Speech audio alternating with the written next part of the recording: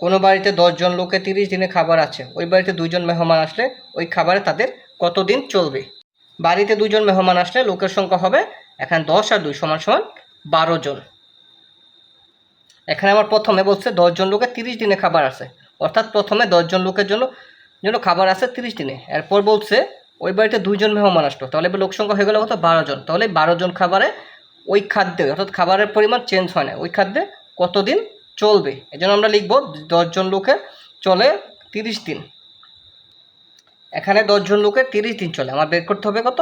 এই 12 জন লোকের কত দিন চলবে।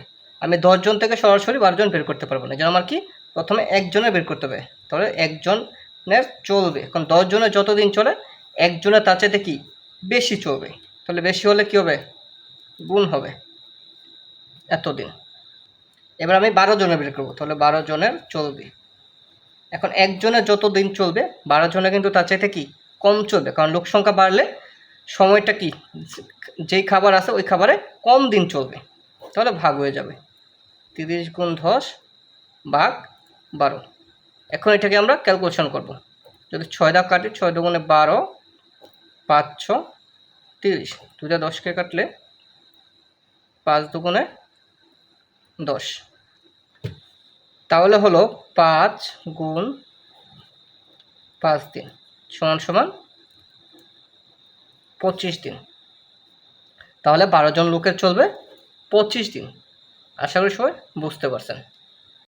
এই অঙ্কটি শর্টকাট নিয়মে করা যায়। সূত্রটি হচ্ছে m1 d1 equal m2 d2। এখানে m দা বোঝায় লোকের সংখ্যা, d দা বোঝায় সময়ের সংখ্যা। তাহলে m1 মানে প্রথম লোক, এখানে প্রথম লোক হচ্ছে 10, 10-এর সাথে গুণ d1 প্রথম দিন হচ্ছে 30। এখানে m2 হলো দ্বিতীয় লোক, অর্থাৎ প্রথম আছে 10, এরপর 2 জন আসলো, তাহলে হলো কতজন? 12 জন। আর d2 হলো দ্বিতীয় দিন, যেটা বের করতে বলছে কত দিন যাবে। তাহলে এবার আমি বের করব। তাহলে 10 গুণ 30 ভাগ 12 সমান সমান d2। আমার এখানে d2 মান দরকার, আর d2 সাথে 12 গুণক আছে, এটা এই পাশে এসে ভাগ হয়ে গেল। তাহলে আমি d2 মানটা বের করব।